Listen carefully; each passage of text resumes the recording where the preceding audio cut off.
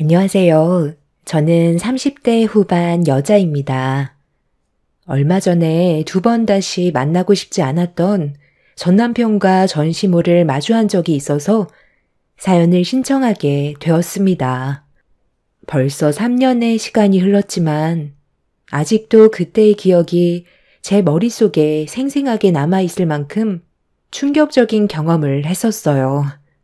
3년 전에 전 남편과 이혼을 하게 된 이유는 저희 집안이 시댁 집안보다 부유하지 못하다는 게 결정적인 이유였어요. 이건 제가 아무리 노력을 해봤자 현실적으로 시모가 원하는 걸 전부 맞춰줄 수 없기 때문에 여러 가지로 어려움이 많았습니다. 저를 좋게 바라봐 주지 않으셨지만 그래도 결혼까지 허락해 주셨다는 건 시모와 어느 정도 좋은 관계를 만들어갈 수 있는 기회 정도는 있을 줄 알았는데 그건 제 착각이었어요. 그때 당시 남편이 하도 저와 결혼하고 싶다고 한바탕 난리를 쳐서 시모가 어쩔 수 없이 받아준 거였지만 결혼 생활하는 동안 남편이 저를 질려버리게 만들 계획을 미리 계산하고 있었던 거였죠. 그걸 전혀 알지 못했던 저는 시모에게 속수무책으로 계속 당하고만 있었어요. 남편도 처음에는 난감해 했었지만 날이 가면 갈수록 점점 목소리가 높아졌고 결국 저에게 화를 내는 일이 생겼습니다. 결혼 생활한 지 50일 정도 지났을 때였어요. 시모가 얼굴 보며 저녁 한 끼 하고 싶어 하셔서 저희 부부는 아무 생각 없이 퇴근하고 시댁으로 향하게 되었고 정신없이 음식을 준비하고 계신 시모를 도와드리기 위해 저도 급하게 주방으로 들어가 시모가 시키는 대로 저녁 식사를 준비하고 있었습니다. 그런데 시모가 잠깐 화장실을 다녀오겠다면서 손에 들고 계신 조미료통을 국에 넣으시려 하시다가 다시 내려놓으시더니 급하게 화장실로 가셨어요. 저는 그 모습을 보고 국의 간을 보게 됐는데 간을 안 하셨는지 상당히 싱겁더라고요. 그래서 시모가 내려놓으신 조미료를 들어 국에 털어 넣은 뒤 간을 맞췄고 잠시 뒤 시모가 주방으로 들어오셔서 상을 차린 뒤 함께 둘러앉아 식사를 하게 되었습니다. 남편은 저와 결혼 이후 항상 시모가 혼자 사시는 걸 걱정하고 있었어요. 남편이 어렸을 적부터 시모가 홀로 힘들게 키우셨다는 걸 들었기 때문에 남편이 신경을 많이 쓰려고 노력을 했었어요. 저도 충분히 이해를 했기 때문에 시댁에 가자는 말을 했을 땐 문제 삼지 않았었고 그렇게 별일 없이 지내왔었는데 시모가 식사를 하시던 도중 사건 하나가 터졌고 저는 당황해서 아무 말도 할 수가 없었어요. 갑자기 표정이 안 좋아지시던 시모가 목을 부여잡으시며 숨이 막힌다고 남편을 붙잡으며 괴로워하시다가 호흡곤란 증세를 겪었어요. 너무 갑작스럽게 일어난 돌발 상황이라 어떻게 해야 될지 몰라 그 모습을 지켜만 보고 있었는데 남편이 음식을 살펴보더니 시모가 알레르기가 있다면서 음식에 알레르기를 유발하는 무언가가 있을 거라고 서둘러 119에 전화를 해달라고 저에게 다급히 도움을 요청했어요. 너무 놀란 저는 떨리는 손으로 119에 신고를 했고 그렇게 시모는 응급실로 향하게 되었고 다행히 큰일 없이 회복을 하실 수가 있으셨는데 남편이 저에게 질문을 했어요. 우리 엄마랑 음식을 같이 만들었을 때 당신이 뭐 실수라도 한 게 있었어? 엄마가 조개 알레르기가 있어서 항상 조심하시는 거 내가 알고 있거든. 그런데 갑자기 쓰러지셨다는 건 음식에 들어가면 안 될 게 들어갔다는 거잖아. 당신이 뭘 잘못 넣은 게 있는 거야? 엄마랑 둘이서 음식 준비했으니까 알 거 아니야. 나는 어머님이 시키는 대로 한 것밖에 없는데? 아까 어머님이 미역국 앞에서 조미료통을 들고 계시다가 화장실을 가셔서 내가 간을 봤을 때 싱겁길래 미역국 앞에 놓아두신 조미료를 넣긴 했었거든. 설마 그 조미료통에 조개불말이 들어 있었던 거야? 어머님이 알레르기가 있으시다면 그걸 왜 올려놓으신 거지? 우리 엄마가 미역국에 조미료를 넣으라고 시키지도 않았는데 당신이 임의대로 넣었다는 거네. 그래서 지금 이 사태가 벌어진 거고 내 말 맞지? 아니, 어머님이 미역국 앞에서 조미료통을 들고 계시다가 갑자기 화장실 좀 다녀오시겠다면서 조미료통을 내려놓으셨는데 그걸 어느 누가 넣으면 안 되는 걸로 알겠어. 나는 당연히 싱거우니까 간을 맞출 수밖에 없었다고. 알레르기가 있다고 말 한마디 해줬다면 이런 일은 생기지 않았겠지. 그래서 당신은 지금 잘못이 없다는 거야? 왜 시키지도 않는 짓을 해서 일을 크게 만들어? 우리 엄마가 화장실을 오래 다녀오신 것도 아닌데 그거 못 기다려서 일을 이렇게까지 만들어야 되겠어? 하마터면 정말 큰일 날 뻔했다고. 모르면 가만히나 있지. 당신 때문에 우리 엄마 세상 떠나시면 책임질 거야? 앞으로 항상 시키는 일 외에는 아무것도 하지 마. 우리 엄마는 다른 사람들과 달리 알레르기 반응이 엄청 심하게 올라오신다고. 아유, 됐다. 그만해라. 미리 말을 해주지 않았던 내 잘못이지. 지금은 많이 괜찮아졌으니까 너무 뭐라고 하지 마라. 새아가가 일부러 그랬겠어? 도와주려고 했다가 이렇게 된 거니 어쩔 수 없지. 아까 화장실 가기 전에 내 아들이 먹을 미역국을 따로 퍼놓은 다음 간을 따로 맞추려고 했었거든.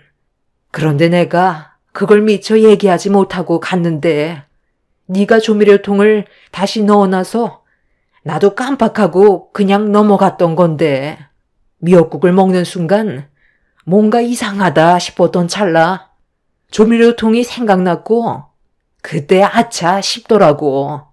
다음부터는 무언가를 하게 될 때 긴가민가 하면 나한테 물어보도록 해라. 그래야 이런 일이 안 생기지. 그래. 물어보는 거 어려운 것도 아닌데 당신이 임의대로 행동했다가 문제가 커진 거잖아.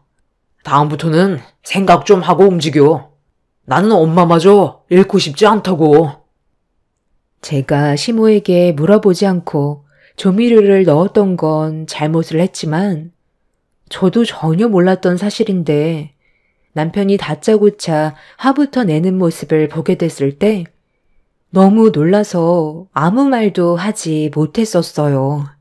따지고 보면 시모가 알레르기에 예민하시면 조미료통을 내려놓을 때 저에게 한마디 하실 수도 있는 거였는데 그냥 화장실로 가시는 바람에 일이 터지게 된 거라 전적으로 저에게만 잘못이 있는 것도 아니었지만 남편은 시모가 쓰러지게 된 이후 제 입장은 조금도 이해해 주려 하지 않았습니다.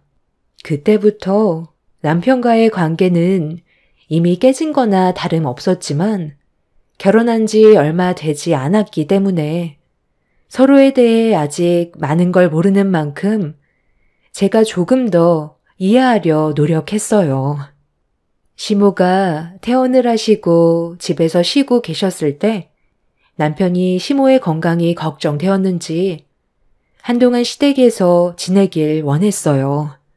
저는 마음의 준비가 되어 있지 않았는데 제 의견은 전혀 물어보려 하지도 않았었죠. 시모가 알레르기로 쓰러진 게 저 때문이라고 생각하고 있던 남편은 저에게 화가 많이 나 있었습니다.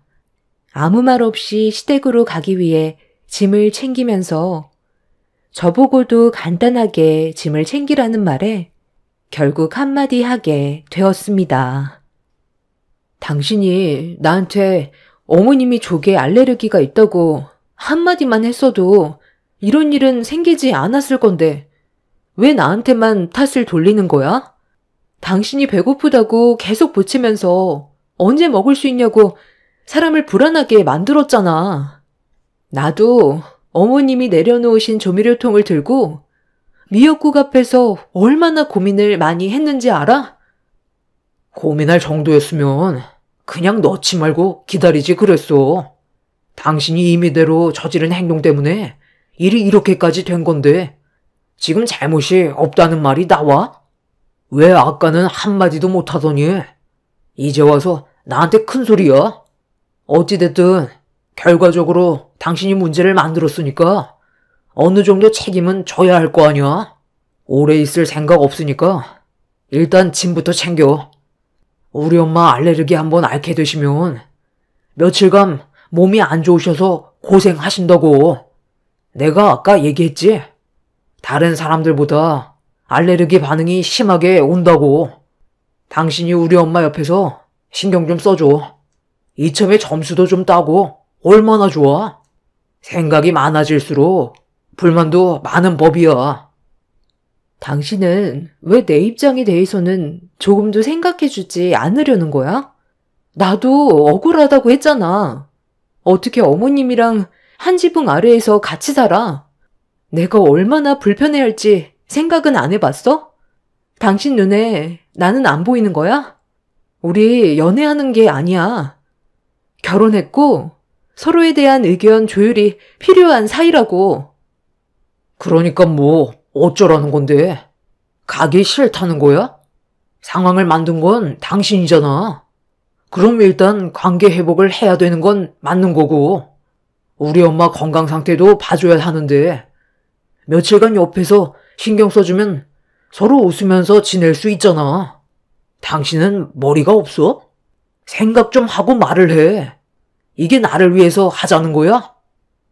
남편은 제 입장은 조금도 이해해 주려 하지 않고 밑에서 기다리겠다며 먼저 밖으로 나가 버렸어요.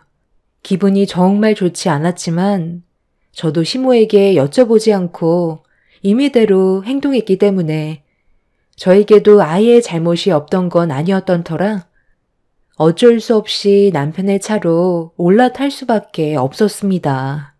그렇게 시작된 시댁 생활은 며칠 만에 끝이 날 줄 알았는데 그건 제 착각이었고 꽤 오랜 기간 시댁에서 지내야만 했어요.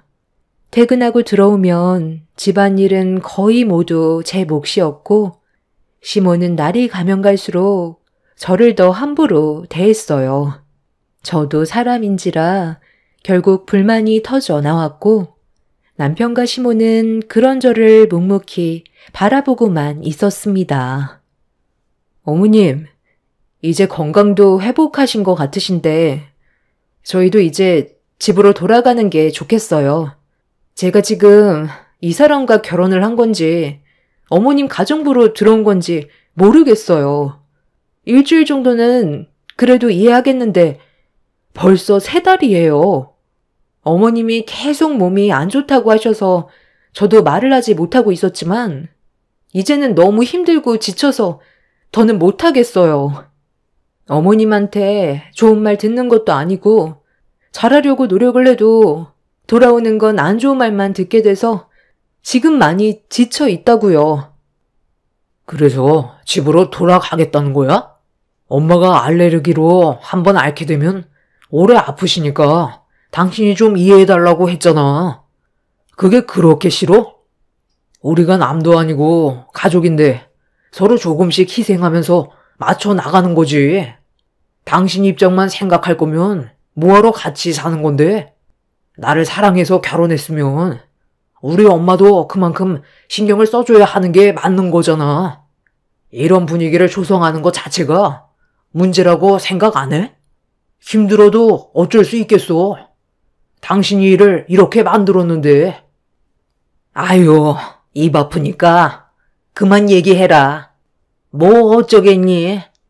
집으로 돌아가고 싶다는데 막을 수도 없고 나는 뭐 너랑 같이 있는 게 편했는 줄 아니? 그래도 어느 정도는 도움 좀 받아서 이제야 몸 좀 괜찮아지는 듯 싶었는데 네가 나를 이렇게까지 싫어하는지 몰랐다. 내가 표현이 좀 거칠고 무뚝뚝해도 우리는 가족이니까 서로 충분히 이해해 줄 거라 생각했다. 하지만 그건 내 착각이었다는 걸 오늘 알 수 있었고 더는 도와달라고 하지 않을 테니 그만 집으로 돌아가라. 시모는 천천히 몸을 일으키더니 방으로 들어가셨고 가라앉은 분위기에 남편은 저를 노려봤어요.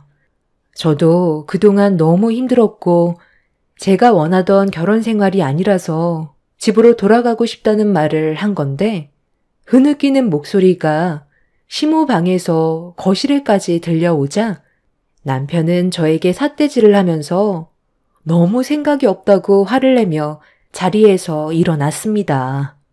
시모의 방문을 두드리며 문 좀 열어달라고 남편이 좋게 대화를 풀어나갔지만 시모는 끝까지 방문을 열어주지 않았어요. 결국 남편이 열쇠로 방문을 열었고 시모는 남편의 얼굴을 보자마자 늙으면 세상을 떠나야 한다면서 오열을 하셨습니다. 그 모습을 멀리서 지켜보고 있는데 남편이 저에게 소리를 지르면서 물 한 잔 가지고 오라며 화를 냈어요. 이런 결혼 생활을 상상하지 않았었는데 상상했던 것과는 전혀 다른 방향으로 비켜나가게 되자 남편과의 결혼 생활을 더는 유지하기 어려울 것 같다고 판단하게 되었죠. 그래서 남편한테 이혼하자는 말을 하고 싶어 따로 부르려는데 시모가 저를 방 안으로 부르셨어요. 들어가고 싶지 않았지만 더 안 좋은 분위기 만들고 싶지 않아서 묵묵히 시모 방으로 들어가게 되었고 시모는 갑자기 제 손을 잡으시더니 서운하게 했던 거 있으면 전부 다 미안했다고 남편이 보는 앞에서 더 크게 눈물을 흘리셨습니다. 갑작스러운 시모의 행동에 놀란 저는 시모의 손을 뿌리쳤고 남편은 이런 상황들을 보더니 어른이 먼저 손을 내밀어야 되겠냐고 더 크게 목소리를 높였습니다. 시모는 자기가 많이 부족해서 집안에 불화가 온 것 같다고 차라리 세상 떠나는 게 저희 부부가 행복하게 살아갈 수 있는 방법이라며 갑자기 주방으로 걸어가셨어요. 그리곤 해선 안 될 행동을 하시려는데 남편이 그 모습을 보며 기겁을 했고 저도 시모의 돌발 행동에 너무 놀라 양손을 잡은 뒤 세상을 떠나겠다는 시모를 진정시키려 했지만 워낙 강하게 몸부림을 치셔서 저와 남편이 그런 시모를 말리느라 너무 힘이 들었었어요. 그런데 불안했던 시모의 행동을 말리려던 제가 미끄러지면서 바닥에 넘어졌는데 한쪽 다리가 시모의 발에 걸렸고 제 발에 걸린 시모가 중심을 잡지 못한 채 넘어지면서 쿵 하는 소리와 함께 허리를 부여 잡으셨습니다. 순간적인 정적과 함께 시모의 비명소리에 남편은 급하게 119에 도움을 요청해서 또다시 응급실로 실려가게 되었고 허리를 움직이지 못하시겠다는 시모의 말에 결국 허리에 반깁스를 하게 되었습니다. 또다시 저 때문에 시모가 다치게 되는 일이 생겨버리게 되었고 그날 이후 저는 2번 다시 집으로 돌아가겠다는 말을 할 수가 없었습니다. 그렇게 남편과 결혼 생활하는 동안 시댁에서 거의 1년간 시모의 수발을 들으며 온갖 잡다한 일들은 제 몫이 되어 버렸죠. 허리는 한번 다치게 되면 고질병이 된다고 연세도 있으셔서 제대로 움직이지 못하셨어요. 항상 누워만 계셨고 제가 없으면 시모 혼자 하실 수 있는 게 아무것도 없어서 주무실 때 웬 옆에 붙어 있어야만 했습니다. 그렇게 시댁 집안의 가정부가 되어버린 저는 이런 삶이 너무 싫어 매일 밤마다 눈물을 흘리며 잠 한숨 제대로 못 자며 제 인생을 한탄하고 있었는데 그날 저녁 충격적인 모습이 제 두 눈에 들어왔어요. 온몸에 소름이 돋았고 떨리는 손으로 거칠어진 숨을 고르면서 핸드폰의 모든 장면을 담았습니다. 두 눈으로 보게 된 광경은 거동조차 할 수 없었던 시모가 거실로 걸어 나오셔서 그날 하루 온몸이 뻐근했는지 스트레칭을 하고 계셨어요. 좀 전까지만 해도 저에게 부축을 받으셨는데 전혀 다른 사람의 모습으로 어두운 거실을 돌아다니셨습니다. 1년 가까이 저를 속여왔다는 걸 알게 된 저는 화가 머리끝까지 올라왔고 냉장고를 뒤지고 있던 시모의 모습이 너무 소름이 돋고 어이가 없어서 시모가 그동안 저를 속인 현장을 잡기 위해 서둘러 거실로 나가 불을 켰어요. 거실이 환해지자 시모는 화들짝 놀라서는 당황해 하시더니 휠체어 쪽으로 달려가셨고 저는 그 모습을 핸드폰에 고스란히 담았죠. 저와 눈이 마주친 시모는 많이 놀라셨는지 아무 일도 없었다는 듯이 연기를 하기 시작했어요. 마침 잘 됐다. 물이 너무 먹고 싶어서 지금 막 나왔는데 미안하지만 찬물 좀 가져다 줄 수 있니? 내가 요즘 들어 온몸이 더 쑤시는구나. 아, 그래요? 목이 많이 마르시겠죠. 빵을 얼마나 급하게 드셨으면 입주위에 크림이 다 묻었겠어요. 이제 연기 그만하고 어머님이 알아서 드시면 될 것 같은데요? 핸드폰에 이미 다 찍혀 있어요. 그동안 1년 가까이 저를 속인 것도 대단하신데 이렇게 살고 싶으셨어요? 저를 부려먹으니까 기분이 좋았나요? 너를 평생 부려먹으려 했는데 생각보다 너무 일찍 걸려버렸네. 그래, 애초부터 허리 아팠던 적 단 한 번도 없었다. 처음부터 전부 다 거짓이었어. 반대했으면 조용히 떠날 것이지. 너까지 깨감히 내 아들과 결혼을 강행해? 그래서 한번 당해보라고. 지금까지 전부 다 너를 속인 거였다. 어차피 내 아들은 너보다 나를 믿거든. 처음에는 너를 정말 질려버리게 만들어서 이혼시킨 뒤 2번 다시 집 근처에 얼씬도 하지 못하게 만들 생각이었는데 막상 네가 내 집에서 집안일을 전부 다 하는데 얼마나 편하던지 그냥 끼고 살아도 괜찮겠다 싶더라고. 그런데 갑자기 네가 이혼하겠다며 돌발 행동을 하길래 그렇게 되면 내가 또 집안일을 해야 되니까 일부러 네가 넘어졌을 때 발에 걸려 넘어지는 척 하면서 허리를 부여잡았던 거다. 이왕 들킨 거 그냥 내 집에서 평생 눌러붙어 살아라. 내 아들과 결혼 허락해준 것만도 감사하게 생각해야지. 쥐뿔도 없는 집안 걷어들여 줬으면 이 정도는 감수하면서 살아도 되잖아. 그래서 그동안 편했어요. 저는 그것도 모르고 매일 눈물을 흘렸고 저 사람이 항상 내 탓을 할 때마다 너무 마음이 안 좋고 많은 상처를 받았었는데 그걸 뒤에서 지켜보면서 기분이 좋았나 봐요. 제가 피해를 본 만큼 그냥 넘어갈 수 없죠.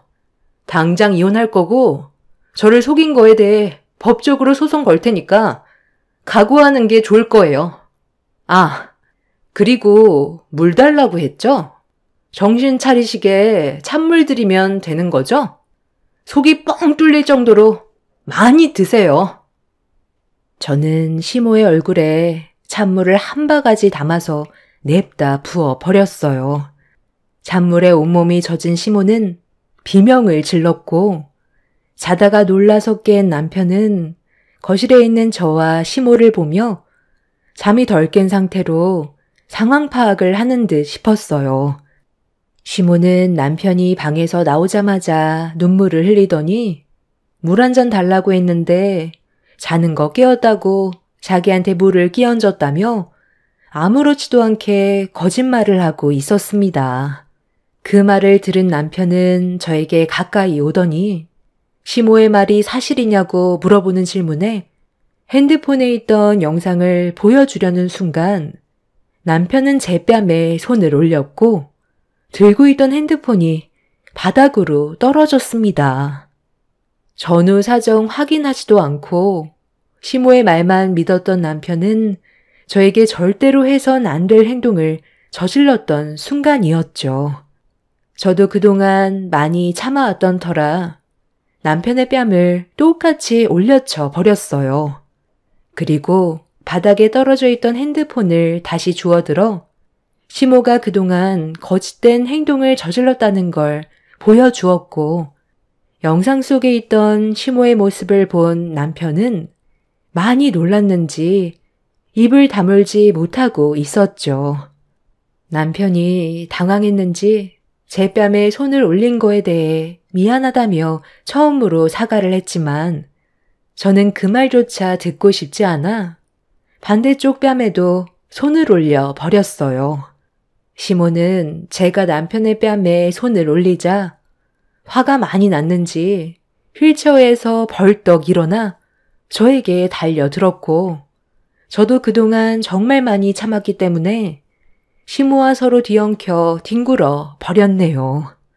결국 돌이킬 수 없는 일들로 인해 저는 남편과 이혼을 하게 되었고 그동안 시모가 저를 속인 거에 대한 피해 보상과 함께 정신적인 고통을 받게 한 부분에 대해 위자료 청구 소송을 진행했어요. 법정에서는 제 손을 들어주면서 그렇게 그 인간들과의 악연이 끝이 나게 되었죠. 2번 다시 만나고 싶지 않았고 과거에 안 좋았던 일들을 전부 잊어버리기 위해 앞만 보며 열심히 살아오다 보니 어느새 저에게 또 다른 남자가 다가왔어요. 그리고 서로 마음이 맞아 결혼까지 하게 되었죠. 그렇게 시작된 새로운 시작은 좋지 않았던 과거와는 너무 달랐고 매일을 행복하게 살아왔었습니다. 그리고 제 뱃속에는 곧 세상에 태어날 아이가 자라고 있었어요.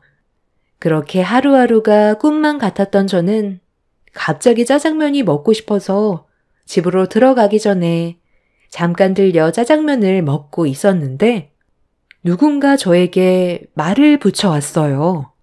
아무 생각 없이 고개를 들었는데 제 눈에 2번 다시 보고 싶지 않았던 전 남편과 전 시모가 저를 내려다보고 있었습니다. 순간적으로 너무 놀라 사례가 들렸어요. 여기에서 다 만나게 되다니. 참 세상 좁단 말이야. 아이고, 임신했네. 그새 다른 남자 꼬셔서 살림 차린 거야? 너 눈물이 저렴해서 네 애는 좋겠다. 혼자서 짜장면 먹으러 온 거 보면 어떤 집안과 결혼했는지 딱 알겠네. 우리 아들이 너랑 이혼하길 천만 다행이지. 하마터면 내 아들 인생 말아먹을 뻔 했잖니. 밥 먹으러 왔으면 조용히 먹고 가세요. 괜히 여기서 소란 피우고 싶지 않네요. 그리고 이제 아무 상관없는 관계인데 아는 척 안 해도 되는 거 아니에요? 3년이나 지났으면 모른 척 해도 되는 거잖아요. 사람 성격 안 변한다더니 그 말이 딱 맞네요. 뱃속에 있는 내 아이가 스트레스 받으면 안 되는데 밥맛 떨어지게 못 볼 걸 봐버렸네. 2번 다시 보고 싶지 않았던 그 인간들의 얼굴을 보고 싶지 않아 식당에서 나오려 하는데 전시모가 갑자기 뒤에서 제 머리채를 잡더니 다짜고짜 저 때문에 인생을 말아 먹었다면서 모든 게 다 저 때문이라며 만삭인 제 머리를 놓아주지 않았어요. 너무 순식간에 일어난 일이라 당황한 저는 비명을 질렀고 조공원들이 겨우 뜯어 말려 전시모와 떨어질 수 있었지만 제 머리카락이 이미 한 움큼 빠진 상태였죠. 저 또한 화가 머리끝까지 올라와 버렸지만 아랫배에 갑작스런 통증이 찾아와 그대로 의자에 주저앉았고 전시모는 흥분을 가라앉히지 못한 채 저에게 달려들려고 더욱더 난리를 쳤습니다. 식당에 왔으면 조용히 밥이나 먹고 가면 되지. 지금 누굴 건드린지 알아? 뒤돌아보면 아주 기겁을 하실 텐데. 오늘 아주 끝장을 봐야겠네. 여보, 괜찮아? 아니, 저 인간들 누군데? 남의 식당에서 행패를 부리는 거야? 경찰서에 신고했으니까 당신은 몸부터 신경 써. 여긴 내가 알아서 할게. 뭐야? 저 덩치가 이 식당 주인이라고? 그럼 네가 저 식당 주인과 결혼한 사이라는 거니? 아들, 우리 여기에 잘못 온 것 같다. 조용히 나가는 게 좋겠어. 그러니까 그냥 조용히 밥만 먹고 가자고 했잖아요. 엄마 때문에 이게 뭐야? 오늘 하루 종일 굶은 거 알면서 왜 일을 크게 만들어요? 제가 여기 식당 주인이랑 결혼했는지 누가 알았겠어? 경찰에 신고했다잖아. 빨리 도망치지 않으면 우리 더 큰일 난다는 거 몰라? 혹시 오늘 식사 초대받았던 분들인가요? 불우유 초청으로 몇 분 모시기로 했는데 당신들이 오늘 우리 식당에서 식사를 할 예정이었던 건가 봐요? 아니, 그게 우리 아들이 어제 신청했거든요. 경제적으로 힘든 사람들 도와준다고 해서 저희도 오래간만에 코스 요리 좀 먹고 싶었는데 당첨됐길래 들뜬 마음에 식당에 들어왔는데 저 원수 같은 젖며느리가 짜장면을 먹고 있길래 나도 모르게 너무 화가 올라와서 이성을 놓아버렸네요. 저희가 죄송하게 됐습니다. 방금까지만 해도 나한테 노는 물이 저렴하다면서 낮잡아 보더니 당신들이 상황이 더 안 좋은가 봐요. 우리 남편이 추진하는 불이유 돕기에 신청한 걸 보면 저기 좀 전에 있었던 일은 미안해. 밥 안 먹고 갈 테니까 그냥 보내주면 안 될까? 경찰이 오면 우리 정말 곤란하거든. 너랑 이혼하고 나서 우리 엄마랑 내가 큰돈 한번 만져보겠다고 요즘 남들 다 아는 코인인가 뭔가 했다가 쫄딱 망해서 지금 노숙 생활을 하고 있는 중이야. 며칠 제대로 먹지 못해서 우리 엄마가 많이 예민해졌었나 봐. 정말 미안해. 그러니까 우리 그냥 돌려보내주면 안 될까? 내가 이렇게 부탁할게. 경찰 오면 곤란한 상황이 생긴다고.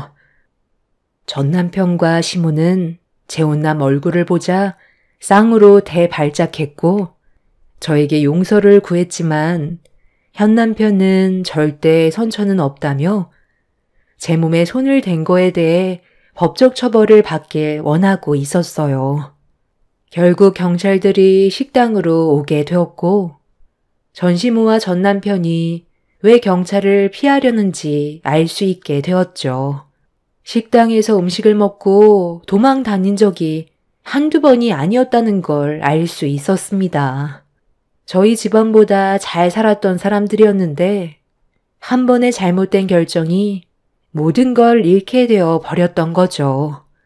지금 현재 남편은 전시모와 전 남편에게 법적 처벌을 요구하고 있습니다. 임산부를 건드렸다는 것 자체가 문제가 크기 때문에 합의해 주지 않고 있어요. 두 번 다시 만나고 싶지 않았던 인간들을 또다시 이렇게 만나게 되니 기분이 별로 좋지 않네요. 하루빨리 모든 게 정리가 되고 저희들 앞에서 사라졌으면 좋겠어요. 상황이 바뀌어도 성격은 변하지 않는다는 걸 이번 일을 통해 많은 걸 알 수 있게 되었습니다. 그 인간들과의 악연을 끊어냈던 게 정말 잘한 선택이었던 것 같아요. 곧 세상 밖으로 나오게 될 제 아이와 그리고 저와 아이를 지켜줄 남편과 남은 인생 행복하게 살고 싶습니다. 제 사연 들어주신 분들 감사합니다. 안녕하세요. 저는 결혼 10년 차에 다시 자유를 찾게 된 40대 직장인입니다. 나름 결혼 생활을 잘 해내고 있다고 생각을 했었는데 정작 결혼 생활의 실체를 알고 나니 참 허무하기도 합니다. 남편과는 첫 직장 회사 동기였습니다.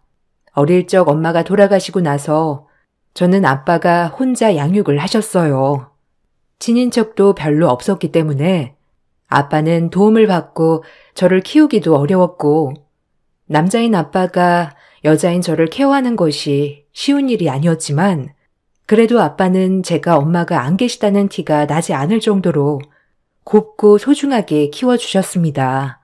처음 남편이 저를 봤을 때에도 엄마 아빠의 사랑을 듬뿍 받은 외동딸이라고 생각했다고 해요. 주변에도 말을 하지 않았으면 아빠 혼자 키우는 아이라고 생각하지 않을 정도였죠. 남편은 저와 반대로 시부모님과 누나들의 사랑을 독차지한 외아들이었습니다. 그러다 보니 결혼이 수월하진 않을 수 있겠다 생각을 했는데 예상 밖으로 시댁에서는 저희의 결혼을 반대하지 않으셨어요. 오히려 결혼을 할 때 저를 안쓰러워하고 반겨하셨죠. 안녕하세요. 지호 씨랑 만나고 있는 한지연이라고 합니다. 아유, 반가워요. 나는 지호 엄마예요. 지호가 결혼하고 싶다고 했던 여자가 그쪽이군요. 지호한테는 얘기 많이 들었어요.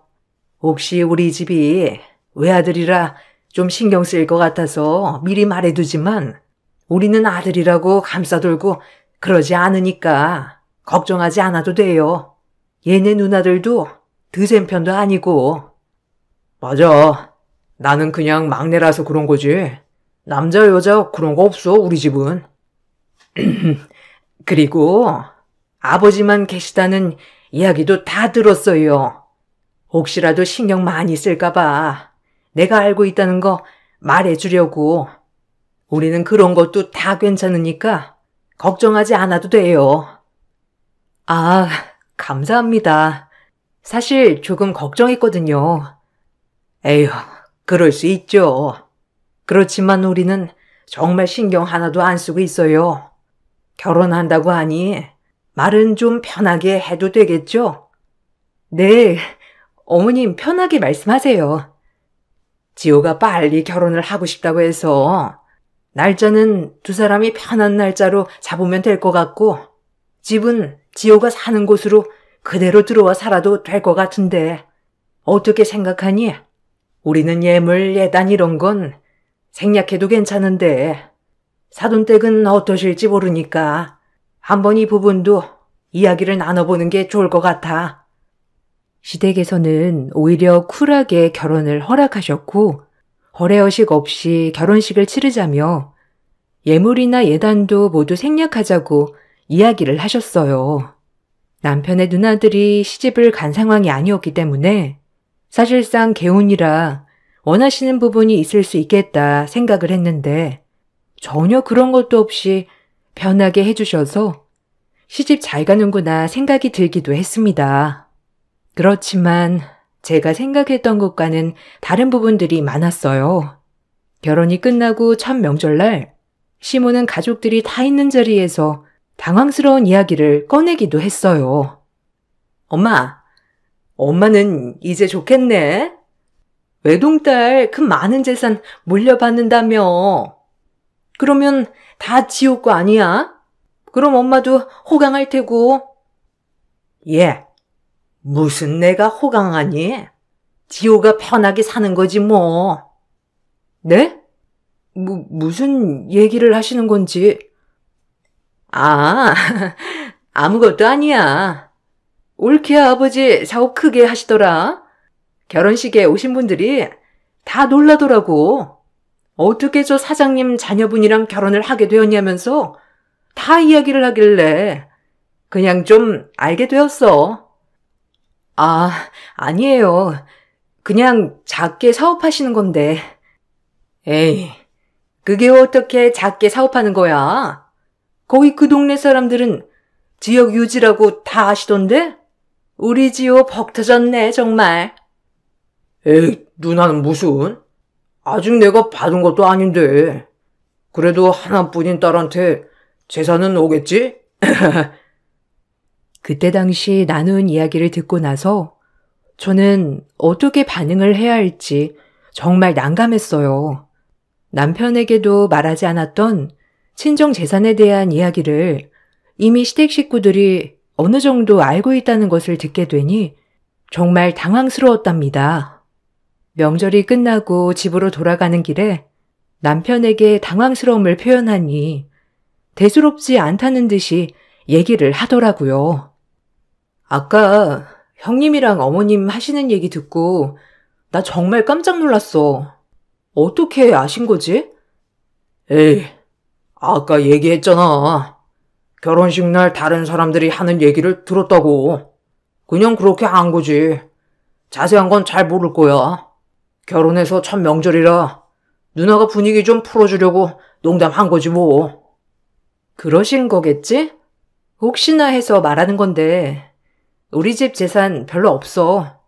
그리고 있어도 아빠가 다 쓰시고 가실 거야. 그러시라고 했고. 알겠어. 누가 뭐래? 아버님 다 쓰시고 가셔야지.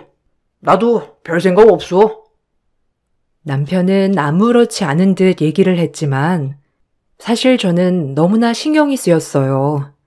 그동안 아빠의 재산을 노리고 접근한 사람들도 정말 많았고 그래서 결혼에 신중했었는데 이렇게 결혼을 하자마자 다 알게 되었다는 사실에 너무나 신경이 쓰이더라고요. 그렇지만 결혼식 전까지는 이런 것들을 다 모르고 계신 상태에서 저를 허락해 주신 것이라서 남편 말대로 분위기를 풀어주려고 그랬나 보다 생각을 했었죠. 그런데 그 후에도 친정 아빠 재산에 대한 이야기를 종종 언급이 되기도 했어요. 마치 지나가는 듯 쓱 흘리는 이야기였지만 저는 찝찝함을 지울 수 없었죠. 시댁 식구들이 모이는 날이면 어김없이 이야기를 꺼내시더라고요. 그래, 사돈 어른은 잘 지내시니? 혼자 계시니까 적적하시겠다. 그렇겠다.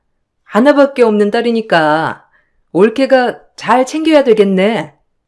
네, 자주 찾아뵙고 있어요. 아니, 근데 딸도 시집갔고 그러니 새장가 드시려고 연애하시는 거 아니셔? 아유, 그렇게 되면 또 복잡한데? 네? 어떤 게 복잡해요? 아니, 그렇게 되면 나중에 재산도 새엄마랑 나눠야 되고 새엄마가 혹시라도 아이라도 낳게 되면 또 그걸 나눠야 되고 복잡하지. 아, 그건 아빠가 결정하시는 거라서 제가 할 말은 없죠. 예, 그래도 그런 건 딱 잘라서 얘기를 해야지. 새엄마 모시기 싫다고 해야 되는 거야. 네? 아, 그래도 아빠가 외롭고 새로운 분 만나고 싶으시면 그렇게 하시는 거죠. 아휴, 얘가 아직 어리니까 뭘 모르네. 그런 사람들은 다 아빠 재산 노리고 결혼하는 거지. 아빠는 외로우시니까 홀딱 넘어갈 수도 있는 거고. 전 아빠가 그런 분은 안 만나실 거라 생각해요. 아니 뭐 그렇다면 다행이지만 그 재산 다 우리 며느리가 받으면 참 좋겠네. 항상 시댁 식구들이 모일 때면 아빠의 안부를 묻는 척 하면서 재산 이야기를 하곤 했어요. 그런 시모와 시누이의 이야기에 황당함을 느꼈지만 사실 처음에는 어떻게 대응을 해야 하나 싶기도 했죠. 어차피 아빠의 재산을 받을 생각도 없었고 아직 아빠도 젊으시기 때문에 아주 먼 미래의 얘기라고 생각을 했기 때문이었어요. 소소한 일들이 많았지만 그럭저럭 결혼 8년이라는 세월이 흐르게 되었죠. 평생을 고생만 하시던 아빠를 위해서 건강검진을 진행했는데 청천벽력 같은 이야기를 듣게 되었습니다.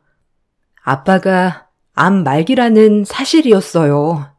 진행 속도가 빠르고 전이가 이곳저곳 많이 되어서 상황은 급속도로 나빠졌어요. 이미 손을 쓰지 못할 정도로 심한 부분도 있어서 암담한 상황이었습니다. 아빠의 소식을 듣고 나서 시댁에서는 매우 안타까워하시면서도 뭔가 기대를 하시는 눈치였습니다.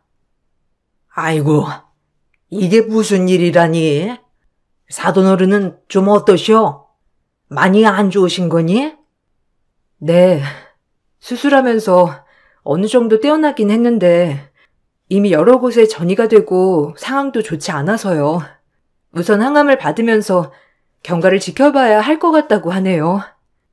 아이고, 얼마나 속상하니? 많이 안 좋으시다고 하니? 사업은 어떻게 하시기로 하셨어?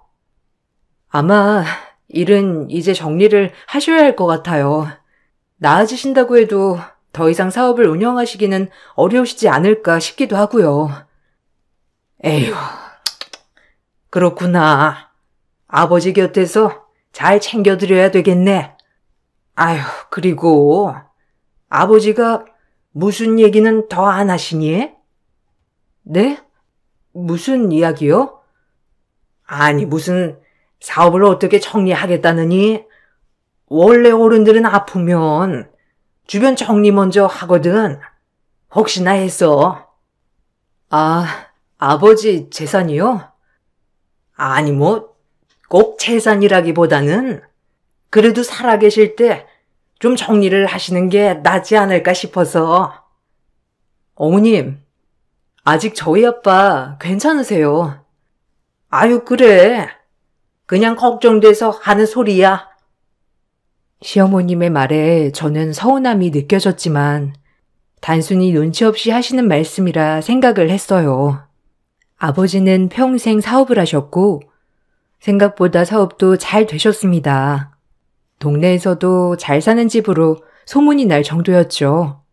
아무래도 남자 혼자 아이를 키우다 보니 주변에서도 혼처를 소개해 주겠다며 여러 번 이야기를 하셨던 것 같아요. 그렇지만 아빠는 제가 클 때까지는 재혼 생각은 전혀 없다며 다 잘라내셨죠. 제가 결혼을 하고 난 후에도 아빠는 다른 분은 만나지 않으셨어요. 그러다 보니 결국에는 아빠의 재산을 물려받을 사람은 저밖에 없었던 것이죠. 이 사실은 시댁 식구들도 모두 알고 있던 상황이었습니다. 그러다 보니 아마 당연히 재산이 아들에게 갈 것이라 생각을 하셨던 것 같아요. 대놓고 물어보신 것은 아니지만 마치 아빠가 얼른 돌아가시기만을 바라는 눈치였습니다. 올케, 아버지 좀 어떠셔? 전에 많이 힘드시다고 한 거 아니었어? 네? 아, 요즘 그래도 많이 좋아지셨어요. 새로 쓰는 약이 좀 잘 듣는 것 같아요. 아, 그래? 아유, 그렇구나. 난 또 저번에 너무 심각하게 얘기를 하길래 오늘 내일 하시는 줄 알았지. 그러게요. 그때는 정말 상황이 나쁘셨는데 이렇게 좋아지시니 전 너무 다행이죠. 아이고, 뭐가 다행이야? 어른은 아프면 자식들이 다 고생이다. 봐라, 너도 힘들고 우리 지우도 힘들잖니? 지호 씨는 병간호도 안 하고 있고 그냥 제가 다 하고 있어요. 그러니까 어머님 걱정 안 하셔도 돼요. 병간호 안 해도 힘들지. 걱정하는 게 얼마나 정신적으로 힘든데. 어쨌든 아버님 괜찮아지신다니 다행이구나. 아빠가 치료를 받으시면서 좀 괜찮아졌다고 하면 시댁 식구들은 별로 좋아하지 않으셨어요. 반면에 아빠의 상황이 나빠졌다고 하면 서둘러서 장례 준비를 해야 하는 거 아니냐며 호들갑을 떠시기도 했죠. 그래, 요즘은 아버지 어떠시니? 아, 요즘 상황이 많이 안 좋으셔서요. 어제는 산소호흡기도 끼셔야 되셔가지고. 아이고, 저런. 그래? 아유, 이제 좀 준비를 해야 하는 거 아니니? 장례도 미리 준비해야 당일에 당황스럽지 않지. 네? 아니요, 어머님. 장례는 나중에 준비해도 괜찮아요. 아니다. 원래 이런 건 미리미리 준비를 해야 하는 거야. 그런 거 다 걱정하지 말아라. 내가 그건 다 알아서 해줄 테니. 아, 네, 알겠습니다. 저는 이런 상황에서 하나밖에 없는 가족인 아빠가 좀 더 건강하게 제 곁에 있으셨으면 좋겠다 생각이 들었어요. 그렇지만 아빠의 상황은 점점 더 나빠지게 되었고 결국 1년여의 투병 끝에 아빠는 돌아가시게 되었습니다. 장례식장에는 수많은 사람들이 왔고 오시는 분들 대부분은 매우 슬퍼하셨어요. 그렇지만 시댁 식구들은 슬퍼하기는커녕 다른 것에 더 관심이 있는 듯 했어요. 장례가 진행되면서 슬픔에 빠져 정신이 없었던 저에게 시댁 식구들은 혹시나 아빠가 사회의 재산을 환원한다는 유언을 한 것은 아닌지 확인하기 바빴습니다. 예, 지연아. 좀 괜찮니? 여기 와서 쉬어라. 원래 장례가 힘들고 그런 거야.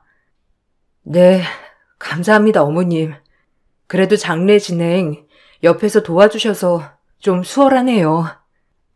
그래. 아버지 잘 보내드리고 정리도 슬슬 해야지. 시간 지나면 더 정신없으니까 지금부터 하나씩 정리해두는 게 좋아.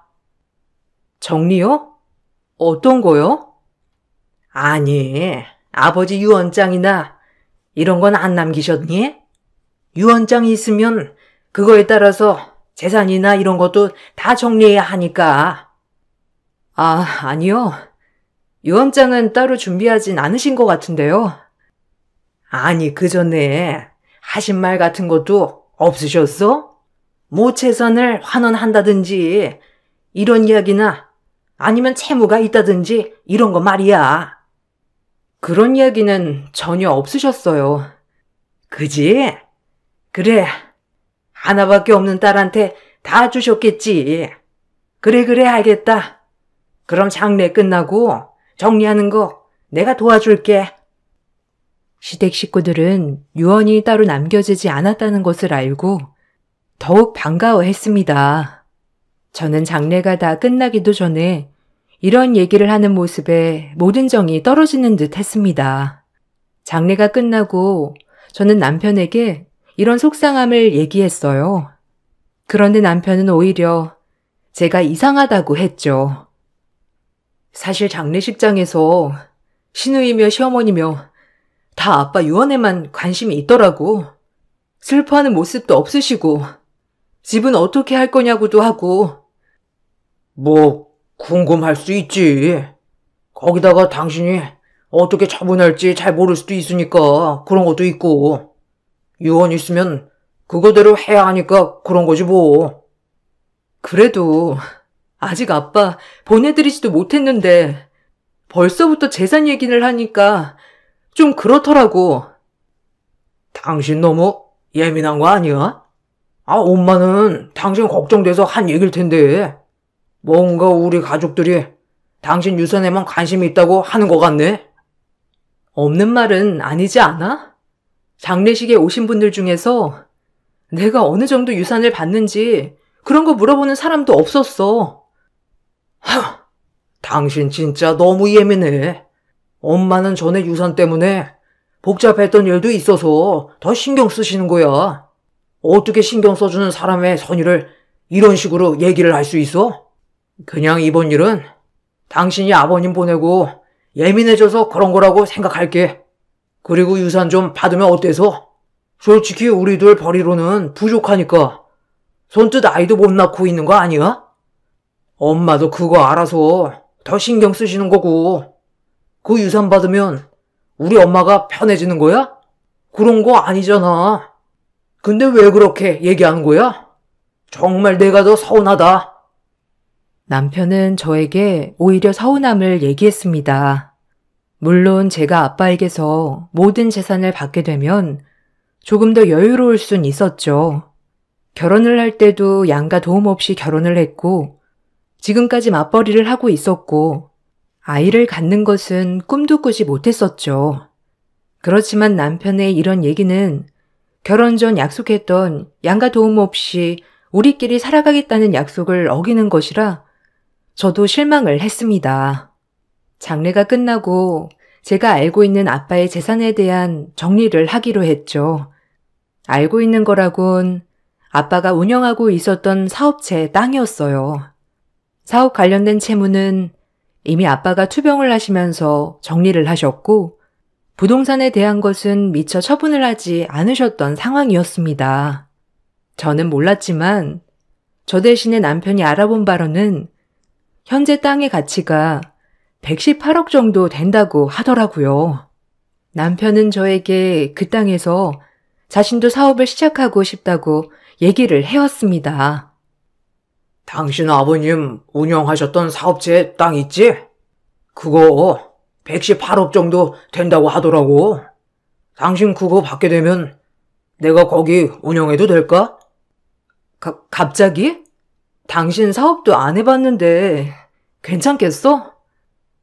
안 그래도 회사 사정도 나빠지고 언제 잘릴지도 모르는데 뭐라도 해봐야지. 당신도 사실 아버님 보내고 힘들잖아. 바로 일하려고 하면 힘들 텐데 내가 사업 운영하면서 돈 벌 테니까 당신은 좀 마음도 달래고 쉬어. 그렇게까지 생각했어? 그러게. 나도 아빠 보내고 나서 마음이 참 정리가 안 되네. 근데 사업은 어떻게 하려고? 시설은 다 갖추어져 있으니까 그냥 그대로 사용해도 괜찮을 것 같다 생각해. 근데 당신 명의로 있으면 사업장 관리 이런 게 좀 힘드니까 명의 변경하면서 나도 올려주면 안 되나? 아니면 내 명의로 올려도 상관없고. 명의를 당신으로? 사업하는데 굳이 그렇게 해야 하나? 아유, 그럼. 원래 그렇게 해야 좀 안정적으로 보이기도 하고 서류 처리하는 것도 그렇고 사업장 운영하는 곳이 다른 사람 명의면 필요한 서류도 준비해야 하니까 아무래도 복잡할 수도 있지. 그래? 그래, 우선 내가 지금 정신이 없으니까 나중에 얘기하자. 남편은 사업을 운영하면서 복잡한 서류 대신 자신의 명의로 부동산을 두면 중간 과정이 복잡하지 않을 거란 얘기를 했어요. 저는 장례를 끝낸 지 얼마 되지 않아서 사실 정신이 없어 크게 신경을 쓰지 않았습니다. 그렇게 얼마간의 시간이 지나고 시댁 식구들과 함께 밥을 먹게 되는 자리에 참석을 하게 되었어요. 근데 그때 시댁의 태도가 확 바뀌어 있다는 게 느껴졌죠. 예, 넌 앉지 말고 가서 반찬 좀 더 덜어와라. 네, 어머님. 더 필요하신 건 없으세요? 그리고 거기 싱크대 안에 있는 것 좀 미리 좀 씻어둬. 먹는 그릇들 다 거기 가면 나중에 씻기 힘들지 않니? 네, 어머님 근데 저도 저녁 좀 먹을게요. 아유, 넌 좀 이따 먹고 우선 저것들 좀 먼저 해. 올케, 여기 음식들도 좀 식었다. 가지고 가서 데워줘. 아이고, 우리 아들. 얼른 고기 먹어. 이거 내가 툭불로 고르고 골라서 사온 거야. 우리 아들 잘 먹어야 더 잘 벌지. 그래, 역시나 난 너 이럴 줄 알았다니까. 내가 말했지, 엄마? 다 내 덕이야. 아유, 그래. 아주 먼 얘기라고 생각했는데 벌써 억대 부자가 되다니. 아유, 사람이 되려고 하면 어떻게든 되네. 그게 무슨 소리세요? 뭐야? 올케, 왜 모른 척해? 거기 올케 아빠 운영하던 사업체 땅 우리 지우한테 줬잖아. 네? 주다니요? 시댁 식구들은 저의 황당한 표정을 보면서 비웃기 시작했어요. 알고 보니 죽은 아빠가 남겼던 118억 원 가치의 부동산을 남편은 제 인감을 가지고 명의 변경을 신청했던 것이었습니다. 별다른 문제가 없다면 바로 명의가 변경될 것이란 것이 결정되고 나서부터는 시댁 식구들의 태도가 싹 바뀌었던 것이었습니다. 당신, 이게 무슨 말이야? 갑자기 명의를 변경하다니. 그때 당신이 동의한 거 아니었어? 아, 왜 이제 와서 딴소리야? 그래, 너 이제 와서 왜 딴소리 하니? 지금 생각해보니 아깝니? 아니, 그게 아니고요.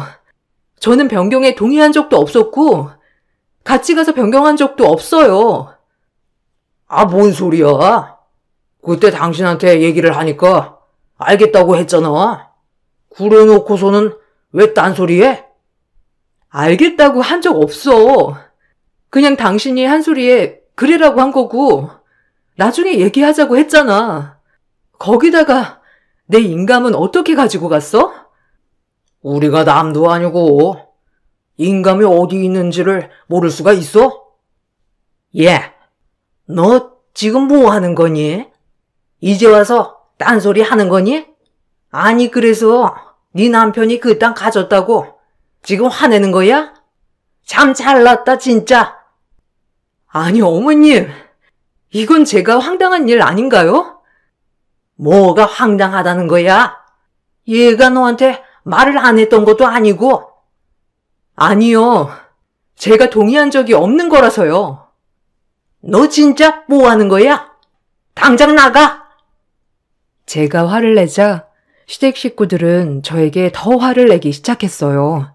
이제 와서 딴소리를 한다면서 폭설이 내리던 그날 저를 맨발로 내쫓았습니다.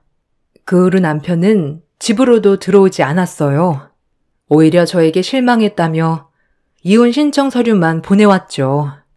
저는 남편과 다시 대화를 해보려고 했지만 남편은 아무런 반응을 하지 않았습니다.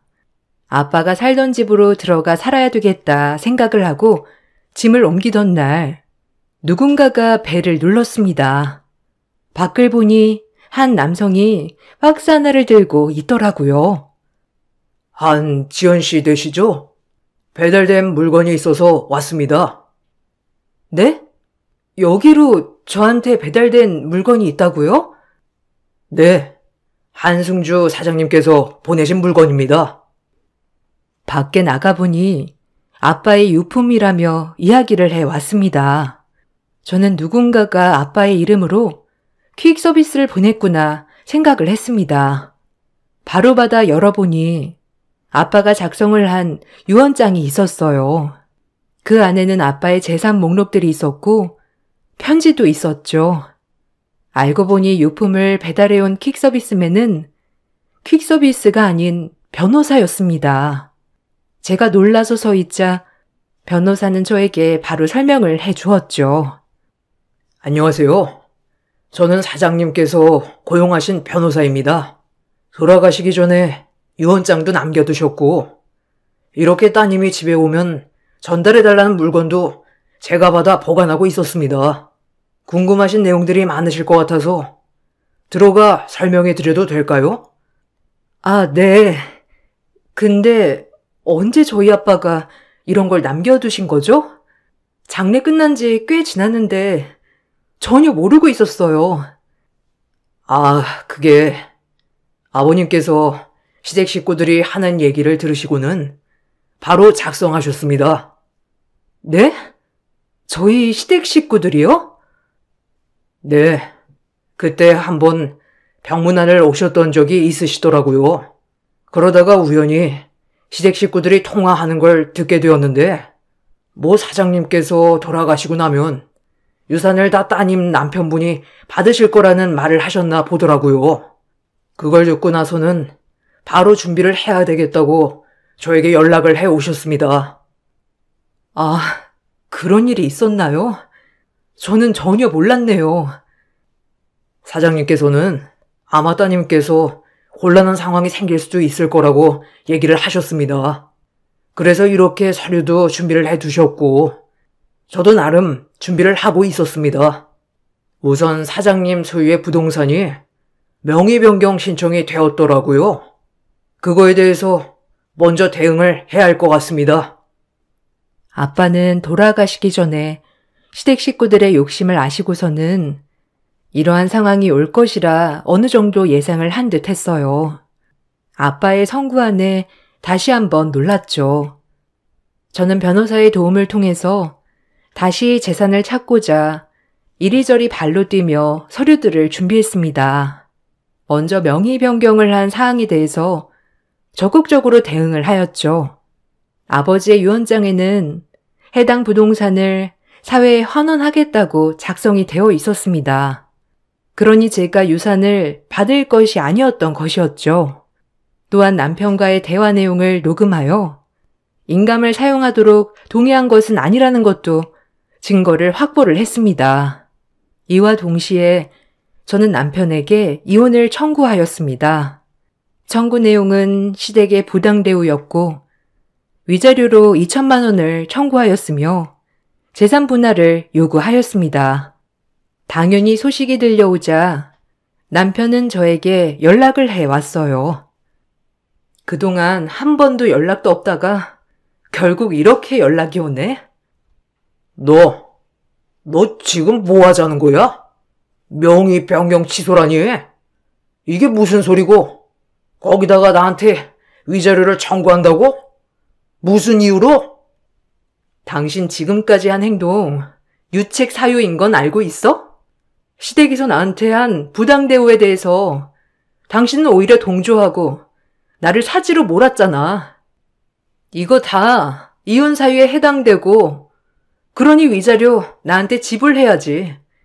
거기다가 우리한테 있는 재산은 당신뿐만 아니라 나도 같이 모은 거잖아. 당신이랑 나랑 월급이 차이 나는 것도 아니고 그 재산 중에 다른 가족들 지분이 있는 것도 아니니 반으로 나눠야지. 뭐? 위자료? 무슨 얼토당토 않는 얘기야? 위자료 받아야 할 건 당신이 아니고 나야. 그때 다 약속한 거 가지고 당신이 꼬투리 잡아서 그 사달이 난 건데 무슨 유책 사유라는 건데? 긴 말할 필요 없고 자세한 건 법원에서 얘기하자고. 나는 변호사 선임했으니까 나한테 이러지 말고 변호사 통해서 얘기해. 남편은 저의 태도에 황당해했지만 저의 복수는 이것으로 끝을 내지 않았습니다. 저는 저의 인감을 몰래 가지고 가 사용했다는 것을 경찰에 신고하였고 남편은 인감을 도용한 사실로 경찰 조사를 받아야 했죠. 시댁에서는 혹여나 소중한 아들이 형사처분을 받을까 싶어 저에게 전화를 해 협박하기도 했습니다. 너 지금 네 남편 콩밥이라도 먹여야 속 시원하다는 거니? 어디서 배워먹은 짓이야? 어머님, 제가 없는 죄를 묻겠다는 것도 아니고 제 허락도 없이 제 인감을 사용했다면 그에 따른 처분은 받아야죠. 그때 제가 물었을 때 사과라도 했다면 저는 이렇게까지 안 했을 겁니다. 그래, 네가 이렇게 독하니 우리 아들이 너랑 이혼한다고 했겠지? 근데 너 이거 정말 잘못하는 거다. 내가 얼마나 잘해줬는데 은혜를 원수로 갚는 게 말이나 되니? 은혜요? 어머님이 언제 저한테 은혜를 주셨다고 그러시나요? 오히려 저희 아빠 유산 탐내셨잖아요. 내가 언제 너네 아빠 유산 탐냈니? 말은 바로 해야지. 그리고 유산은 왜 이렇게 된 거야? 유언장 없다고 한 거 아니었어? 갑자기 유언장이 나타나다니. 지금까지 너 우리 속였던 거구나? 속인 적 없습니다. 아빠가 이걸 다 아시고 준비를 하셨나 보네요. 뭐? 너 쓸데없는 말 하지 말고 빨리 고소 취하해. 우리 아들 콩밥 먹기라도 해봐. 내가 너 가만 안 둬. 합의를 하더라도 형사처분은 받을 수밖에 없을 거예요. 거기다가 절 가만 안 둔다니요? 협박하시는 건가요? 변호사한테 잘 전달하겠습니다. 얘가 진짜? 저는 그동안의 상황을 모두 알고 있었던 아빠가 떠났는데 발걸음이 얼마나 무거우셨을까 생각을 하니 마음이 찢어지는 듯 했습니다. 아마 아빠도 제가 나중에 좀 더 편하게 살았으면 좋겠다 생각을 해서 사업을 정리하시면서 재산을 모두 증여를 해주려고 하셨던 것 같더라고요. 그렇지만 그렇게 되면 결국에는 시댁 식구들에게 뺏길 수도 있겠다 싶어서 이렇게 처리를 해 두신 것 같았습니다. 폭풍 같은 시간들이 흘러가고 결국 저는 아빠가 남겨두신 재산들을 받게 되었습니다. 거기다가 시댁 식구들의 부당 대우가 인정이 됨으로써 남편과 헤어지게 되었고 위자료로 2천만 원을 받게 되었죠. 저는 다시 아빠와 둘이 살았던 집으로 홀로 들어오게 되었습니다. 마지막으로 남겨주었던 아빠의 편지에는 누구보다 사랑하고 소중한 딸이 너무 슬퍼하지 않았으면 좋겠다는 말이 적혀 있었습니다. 거기다가 평생 잊지 않고 사랑했던 엄마 옆으로 가는 거니 이제는 엄마 아빠가 함께 저를 마음속으로 지켜주고 있는 거라 생각하라는 말도 있었죠. 끝까지 행복한 모습만을 보여주고 싶었지만 아빠에게 못난 딸의 결혼 생활을 보여드린 것 같아 너무 죄송했습니다. 그 마음으로 더 독하게 남편과 헤어지게 되었던 것이죠. 그 후로 남편은 종종 연락이 왔습니다. 잘 지내? 나 다시 일 시작했어. 혹시 우리 다시 시작하면 안 될까? 무슨 소리야? 그렇게 큰 소리 쳐놓고 내가 다시 당신 만날 거라 생각한 거야? 아니 그건 아니고 그냥 종종 생각이 나더라고. 내가 정말 미쳤었나 봐. 평생 갖지 못했던 돈을 갖는다고 생각하니까 미쳤었어 내가. 아니, 나는 매번 얘기를 했었잖아. 우리는 아빠 재산 가질 일 없을 거라고. 항상 난 얘기를 했었고 욕심 부리면 안 된다고 분명 얘기를 했었어. 그런데 당신은 역시나 그 욕심 내려놓지 못했었네. 아니야. 지금은 다 내려놓았어. 그러니 한 번만 기회를 주면 안 될까? 내가 기회를 줘야 하는 이유가 있어? 난 그때 이미 여러 번 기회를 줬던 것 같은데? 당신이랑은 다시 만날 일 없을 거야. 재결합을 바라는 남편에게 저는 더 이상 연락을 하지 않았으면 좋겠다고 이야기를 했습니다. 그 뒤로는 다시 연락은 오지 않더라고요. 아빠가 남겨주신 재산은 아직까지는 어떻게 써야 할지 생각도 나지 않네요. 누군가는 유산을 받으면 그만큼 행복할 거라 생각을 하지만 저는 오히려 씁쓸한 마음이 들기도 합니다. 이 재산을 저에게 주려고 지키기 위해 아빠는 아픈 와중에도 마음을 숨기고 저를 위해 준비해 왔다는 걸 안 이상 이걸 제대로 잘 사용해야 되겠다는 생각을 하고 있어요.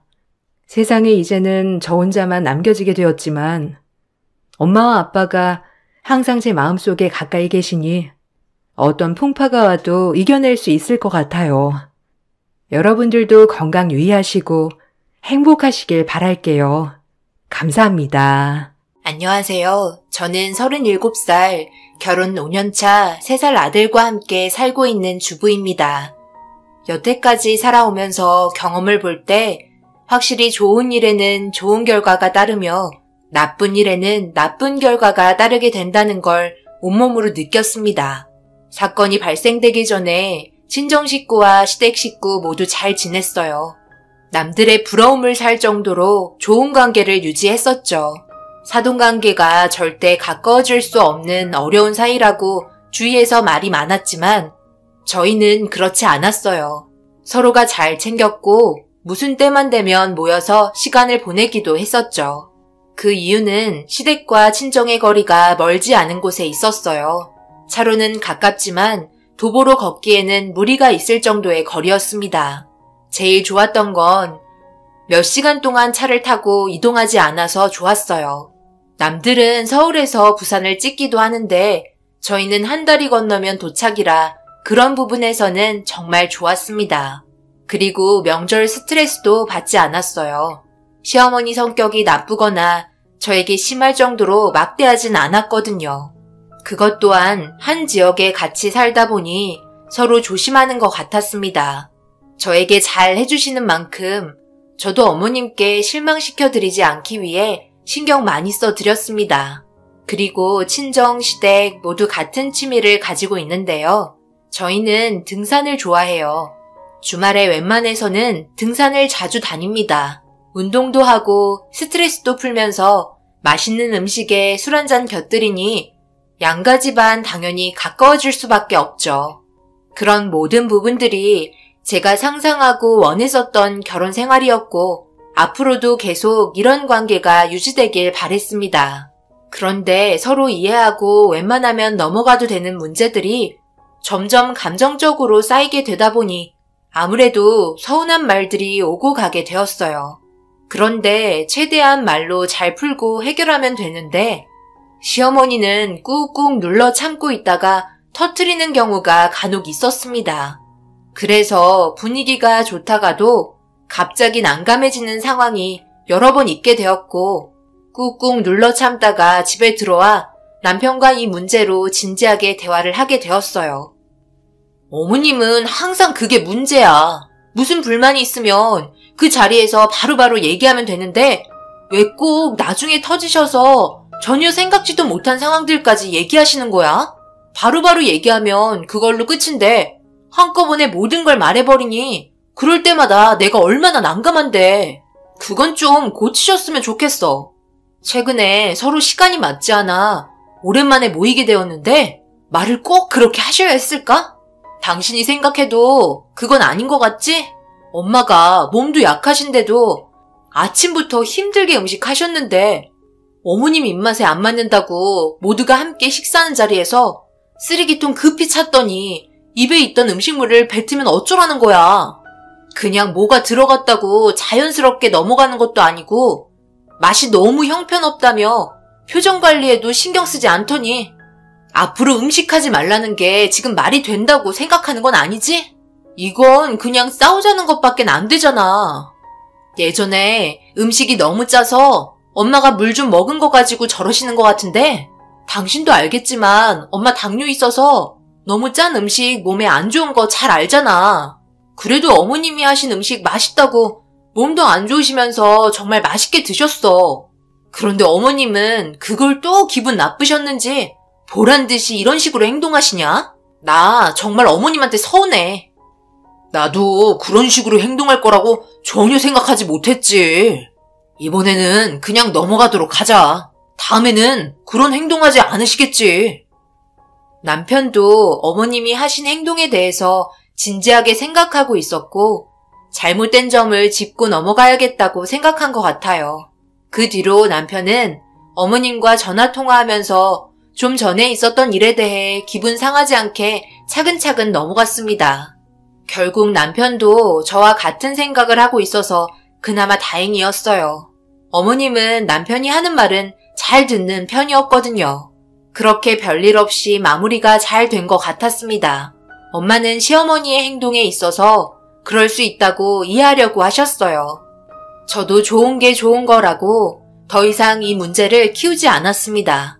그런데 주말에 저희 집에 어머님이 방문하셨고 사전에 약속하지도 않고 불쑥 찾아오신 거라 당황했지만 다행히 그날의 스케줄은 없어서 찾아온 이유에 대해 여쭤봤어요. 어머님, 전화 한 통 없이 여긴 어쩐 일이세요? 갑자기 찾아오셔서 아무것도 준비가 되어 있지 않은 상태인데 괜찮으시죠? 내가 우리 아들 집에 오는 것도 일일이 너한테 허락받고 와야 하는 거야? 내가 꼭 전화를 해야 하는 거니? 그냥 지나가는 길에 잠깐 들릴 수도 있는 거지. 그걸 가지고 불만인 것 마냥 그런 표정을 지어야 하는 거야? 아니요. 어머님 서운하게 생각하시려고 한 말이 아니에요. 잠깐 전화라도 한 통 주셨으면 제가 뭐라도 대접을 해드릴 수 있는 생각을 할 텐데 전혀 그런 시간조차 없어서 당황해서 그랬어요. 기분 나쁘게 생각하지 마세요. 어머님의 표정에서는 벌써 제가 던진 말에 서운해하고 계시다는 게 느껴졌고 결국 마음속에 담아두었다는 걸 알게 되었어요. 한숨만 나왔죠. 나중에 어떤 식으로 표출하게 될지 몰라 걱정되긴 했었어요. 온 김에 저녁이나 먹고 들어가야겠다며 소파에 앉아 밥 좀 차려달라고 청하셨고 저는 정신없이 집에서 먹을 만한 재료가 있는지 냉장고를 살펴봤지만 마땅히 대접해 드릴 만한 게 없어서 난감해하고 있었어요. 아무래도 집에서 먹기에는 부족한 게 많은 것 같아 조심스럽게 밖에서 먹는 건 어떻겠냐고 여쭤봤고 제가 하는 말에 인상을 쓰기 시작했습니다. 아무래도 제가 음식하기가 싫어서 그런 것 같다는 오해를 하신 것 같은 표정이셔서 급하게 냉장고에 정말 먹을 게 아무것도 없다고 재차 말씀드렸어요. 하지만 벌써 기분이 상하신 듯 짜증 섞인 목소리로 날카롭게 변하셨습니다. 제가 처음부터 당황한 표정으로 어머님을 맞이해서 심기가 불편해진 게 확실했어요. 분위기 좋을 때는 한없이 좋은 시어머니지만 그렇지 못할 때는 어떻게 장단을 맞춰드려야 할지 너무 난감했었습니다. 결국 이런 문제로 어머님은 얼굴 봤으니 됐다며 자리에서 일어나셨고 나중에는 연락하고 오겠다며 현관문을 나섰어요. 남편은 세차하고 집에 들어오다가 어머님과 마주쳤고 어쩐 일이냐며 물어보는 대답에 아무 말도 하지 않으시고 돌아가셨어요. 저한테 당황한 표정으로 무슨 일 있었냐고 물어보는 말에 좀 전에 있었던 상황에 대해 설명해줬고 아무것도 아닌 일 가지고 신경 쓸 필요 없다며 그냥 넘어가라고 크게 생각하지 않았어요. 하지만 여자의 촉이라는 게 있잖아요. 언젠가 이 문제 또한 터질 거라고 예상하고 있었습니다. 아니나 다를까 별 문제 없이 몇 달이 지나고 김장날이 다가오니 어머님한테 전화가 오더라고요. 예상하고 있었고 받았습니다. 한창 비싸던 배추값이 좀 내린 모양이다. 이번에도 같이 김장 담가야 하는 거 잘 알고 있지? 저번 연도에는 너희 식구들이 재료 준비했으니까 이번에는 우리 집에서 준비하면 되는 거잖아. 내일 작년에 담갔던 게 생각보다 많이 모자랐잖아. 그래서 이번에는 무리해서라도 양을 좀 많이 했으면 하거든. 그러니 새벽같이 왔으면 좋겠다. 안사돈한테 잘 전달해주고 워낙 몸이 느리셔서 작년에도 내가 얼마나 속 터지던지 최대한 빨리 오시라고 전해드려. 어머님은 매년 김장날만 되면 민감하셨습니다. 각자 해도 되는데 그렇게 하다 보면 체력적인 소모가 너무 심해서 같이 하기로 합의를 봤었거든요. 그래서 매년 양가 집안 한데 모여 김장을 합니다. 그런데 항상 시어머니는 무슨 상황이 있어 일 처리를 해야 할 때 저희 엄마의 행동에 대해 엄청 답답해 하세요. 워낙 몸이 느리긴 해도 거의 시간 안에 모든 걸 다 끝내거든요. 그런데도 그런 모습을 그냥 지켜보는 게 답답한가 봐요. 작년에도 김장날 한바탕 싸웠거든요. 시키면 빠릿빠릿 움직이지 않는다고요. 그래서 이번에도 그런 문제가 생길 것 같아 걱정스러워 어머님께 이번에는 각자 먹을 만큼만 담그는 게 어떻겠냐고 조심스럽게 여쭤봤어요. 하지만 벌써 귀를 닫으셨고 제 말을 들으려 하지 않았습니다. 더 이상 대화하고 싶지 않으셨는지 전화기를 끊으셨고 엄마한테 김장날 시어머니가 아침 일찍 와서 일손 도와야 한다고 설명해 드렸어요. 아무래도 작년에 있었던 일들 때문에 잠시 머뭇거리셨지만 어쩔 수 없다는 말투로 알겠다며 참석하겠다고 얘기하시곤 끊으셨습니다. 괜히 또 김장날 빠지게 되면 그 문제로 마음속에 담아뒀다가 한 소리 할 것 같아 차라리 그냥 같이 김장하는 게 속편할지도 모른다고 생각한 것 같아요. 그렇게 다음날 새벽같이 세상 모르고 자고 있는 남편 깨워 시댁으로 향했습니다. 언제 일어나신 건지 시어머니는 벌써 배추를 다듬고 계셨어요. 그런데 저는 현관 앞에까지 이어져 있는 배추들을 보고 너무 놀라 경악했습니다. 작년에 담갔던 김장보다 2배가 넘는 양을 준비하셨고 저를 보자마자 시간 없다며 옷 갈아입고 배추 다듬으라고 재촉하셨어요. 하루 만에 끝날 것 같지 않아 다음 날에도 와야 할 것 같다며 걱정스러운 말투로 대화를 이어나갔습니다. 어머님, 이번에 배추양이 작년과는 다르게 너무 많은 거 아니에요? 솔직히 작년에도 이거의 절반밖에 안 했는데 너무 힘들었잖아요.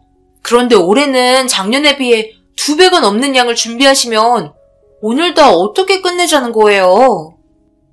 그래서 하겠다는 거야? 말겠다는 거야? 너 김장하러 온 거니? 아니면 그렇게 우두커니 서서 잔소리하려고 온 거야? 입털 시간에 벌써 배추 몇 통은 다듬었겠다. 빨리빨리 움직이라니까 뭐하고 있는 거야? 김장날에 시엠이 예민해지는 거 모르니? 어머니, 솔직히 이건 오늘 못 끝내요. 너무 많잖아요. 배추 절이는 데만 하루 걸리겠어요. 다음날 저희 출근해야 하는데 밤새워서 할 건 아니죠? 저는 개인적으로 작년에 했던 양이 1년 먹기에는 딱 좋은 것 같은데 우리가 무슨 국밥집 운영하는 것도 아니고 1년 내내 김치만 먹으며 생활할 것도 아니잖아요. 제 생각에는 오늘 배추랑 야채 다듬고 배추 절인 다음날 속 채우는 게 좋을 것 같은데요? 너가 뭘 안다고 지금 나한테 잔소리 하는 거야? 내가 다 계획이 있으니까 그런 거 신경 쓰지 말고 퍼뜩 가서 옷 갈아입고 앉아서 배추 다듬어라. 그런데 왜 안 써도는 아직도 안 오는 거야? 아침 일찍 와야 한다는 거 전달했니? 아유, 느려 터져가지고. 이런 날 빨리빨리 움직이라고 하니까 벌써부터 시작한 거야? 이따가 오면 눈치껏 좀 움직이라고 전달해 주거라. 엄청나게 많은 양의 배추에 너무 걱정이 많았어요. 그런데 시어머니는 아랑곳하지 않으시고 묵묵히 배추 다듬으셨습니다.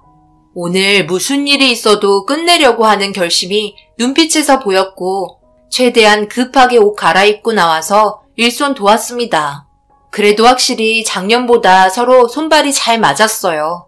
매년 할 때마다 느끼는 거지만 이렇게 함께 모여 같이 있는 시간도 많지 않기 때문에 최대한 서로가 잘 챙겨주며 그날의 김장날 아무 일 없이 끝나길 바랬습니다. 그렇게 정신없이 준비하다 보니 엄마가 뒤늦게 도착을 했고 시어머니의 잔소리를 시작으로 엄마도 옷 갈아입고 일손을 도왔어요. 시어머니의 잔소리 외에 저희는 아무 말 하지 않고 묵묵히 배추 다듬었습니다.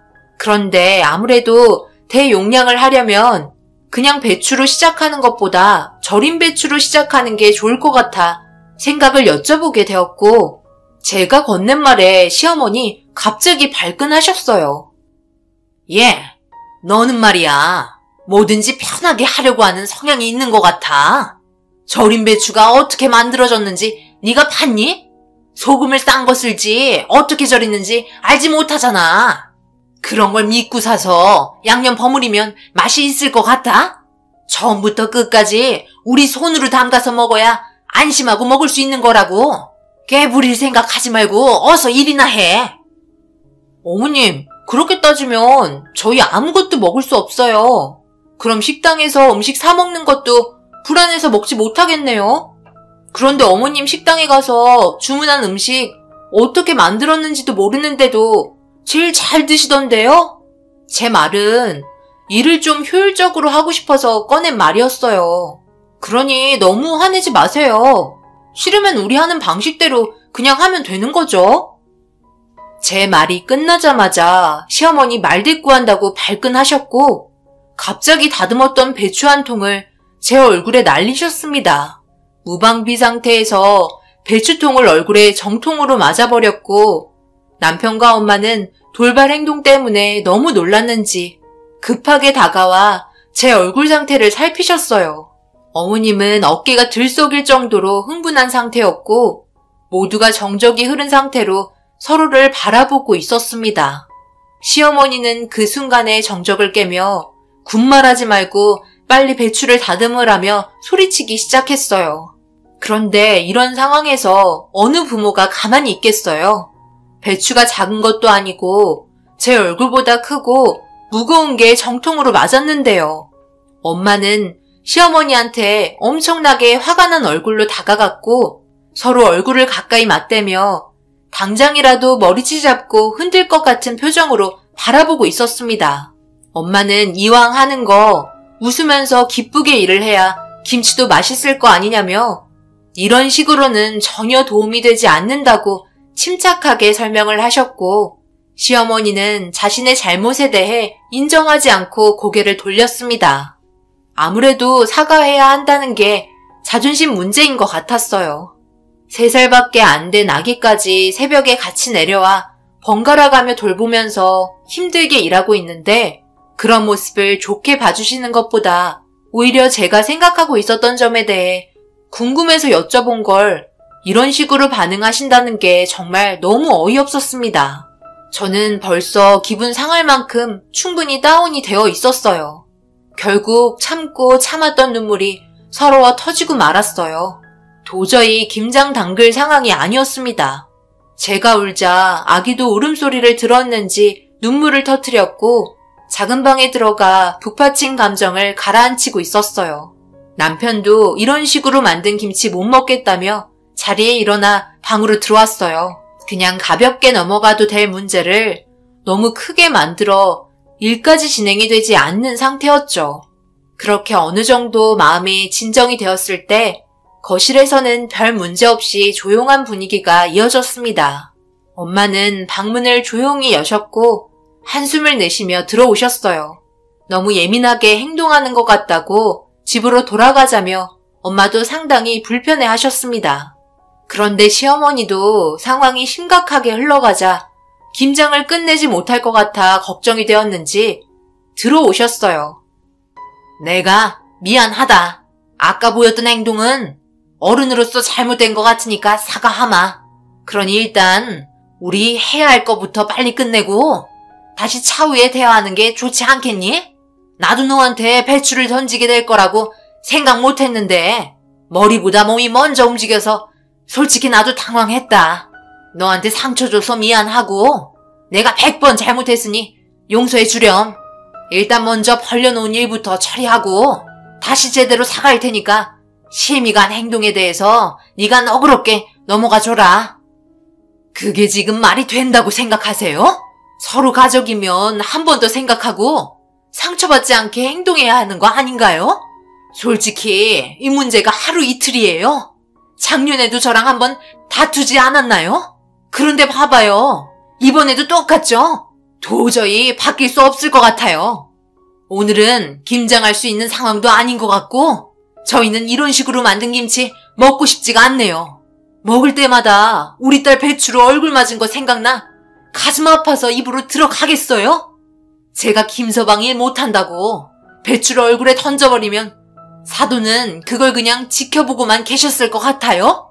부모 입장 똑같잖아요. 오늘은 그냥 들어갈 테니 이 문제에 대해서 진지하게 생각합시다. 엄마도 그동안 참았던 게 있었는지 감정을 제대로 표출하셨고 시어머니는 고개를 떨군 채 아무 말도 하지 않았어요. 그런 모습에 남편 또한 기분이 좋지 않았는지 한숨을 쉬면서 자기 엄마라는 게 부끄럽다며 밖으로 나갔어요. 그동안 끊었던 담배가 생각나 밖으로 나간 것 같았습니다. 더 이상 돌이킬 수 없을 상황으로 오게 되니 시어머니도 마음이 급했는지 엄마 손과 제 손을 잡으며 죄송하다고 몇 번씩이나 사과를 하셨고 진심이 느껴지는 눈빛으로 자신의 잘못에 대해 진지하게 설명하면서 뉘우치고 계셨어요. 앞으로 다시는 그러지 않겠다며 약속하셨고 결국 가족이라는 틀 때문에 사과를 받아주었어요. 그렇게 저희는 다시 재료 준비를 늦은 만큼 정신없이 시작했고 배추를 절이는 동안 부수적인 것들을 준비하고 있었습니다. 그렇게 늦은 시간까지 쉬지 않고 노동한 결과 배추와 양념을 버무리기 시작했어요. 그런데 엄마가 갑자기 고개를 숙이고 머리를 잡고 계시더라고요. 아무래도 아침부터 무리를 하셨는지 체력적으로 많이 힘이 든 것 같았습니다. 그에 반해 시어머니는 아직도 힘이 철철 넘치셨어요. 저 또한 아기 보면서 김장을 도왔기 때문에 체력적으로 많이 떨어져 있는 상태였죠. 거의 끝나갈 무렵 아기가 칭얼거려 김치통에 담기만 하면 되는 거라 남편이 대신 아기를 봐줬습니다. 그렇게 정신없이 양념 버무려 김치통에 넣고 있는데 작년보다 많은 양 때문에 빈통이 없었고 결국 가까운 마트에 가서 급하게 사와야 했어요. 시어머니와 엄마가 김치를 양념에 버무리는 동안 제가 김치통을 급하게 사서 차에 실은 다음 집에 도착했는데 그 짧은 시간 사이에 엄청난 일이 벌어지게 되었고 엄마는 응급실에 실려가고 말았습니다. 혼수 상태에 빠진 엄마는 아무래도 저혈당 쇼크가 온 것 같았어요. 엄마는 항상 가방에 작은 사탕 상자를 가지고 계셨는데 가방을 살펴봐도 아무것도 없었습니다. 그런 거 빠뜨리실 분이 아니기 때문에 뭔가 이상하다고 느끼고 있었어요. 어머님은 저를 보자마자 갑자기 쓰러지셨다는 말만 반복하셨습니다. 상당한 충격을 받으신 것 같았어요. 남편도 아기를 보다가 피곤했는지 옆에서 잠이 든 상태였죠. 결국 엄마가 깨어나봐야 어떻게 된 상황인지 알 수 있었습니다. 응급처치를 받아 다행히 엄마는 정신을 차리게 되었고 그런 모습에 안도의 한숨을 내쉬며 어떻게 된 건지 여쭤봤어요. 그런데 자기도 기억이 나지 않는다며 그냥 갑자기 쓰러지게 되었다는 말만 반복하셨어요. 엄마, 솔직하게 말해보세요. 뭔가 숨기고 있는 거죠? 제가 엄마랑 함께 산 세월이 있는데 모를 것 같아요? 엄마 표정만 봐도 딱 알 수 있다고요. 아까 제가 김치통 사려고 자리 비운 사이 도대체 무슨 일이 벌어진 거예요?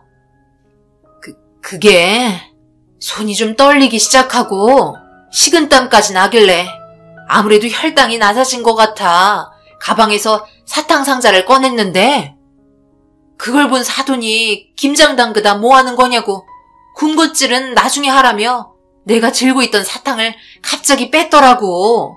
그래서 상황을 설명하려고 했지. 그런데 사돈도 내가 저혈당이 있다는 거 잘 알고 있는데 사탕 상자를 뺏는 게 이해되지 않더라고.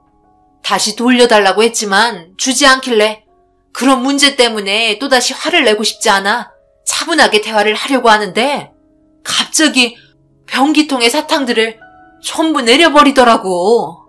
너무 당황한 그 순간 저혈당 쇼크가 온 것 같다. 결국 시어머니는 김장이 거의 끝나가니까 자신의 본래 성격이 나온 것 같았어요. 일단 김장부터 끝내기로 머릿속에 계획을 전부 하신 것 같았습니다.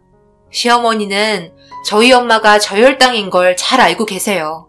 그럼 딱 봐도 혈당이 낮아져서 사탕을 입에 물려고 하신 건데 그것 또한 꼴보기 싫으셨는지 힘이 없어진 엄마의 사탕 상자를 빼서 변기통에 버린 겁니다. 결국 모든 사실을 알게 된 저는 더 이상 두고 볼 수만은 없었어요. 남편도 아이를 데리고 병실에 막 도착을 했고 시어머니는 병원에 찾아오지 않으셨어요. 자기가 한 행동에 대해 어차피 밝혀질 거라고 생각한 것 같았습니다.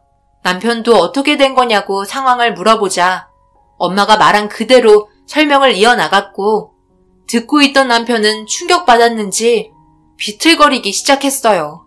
자기 엄마가 한 잘못에 대해 대신 무릎을 꿇으면서 죄송하다고 빌기 시작했습니다. 하지만 저는 이 문제를 그냥 넘어갈 수는 없었어요. 시어머니가 한 행동은 한 사람의 목숨줄이 왔다 갔다 할 수 있을 정도로 심각한 상태였으니까요. 그런데 그런 걸 아무렇지도 않게 행동했다는 건 있을 수 없는 일이었어요. 더군다나 아빠가 제일 많이 화를 내셨습니다. 그동안 평생 함께한 배우자를 한순간에 잃을 수도 있는 심각한 상황이었으니까요.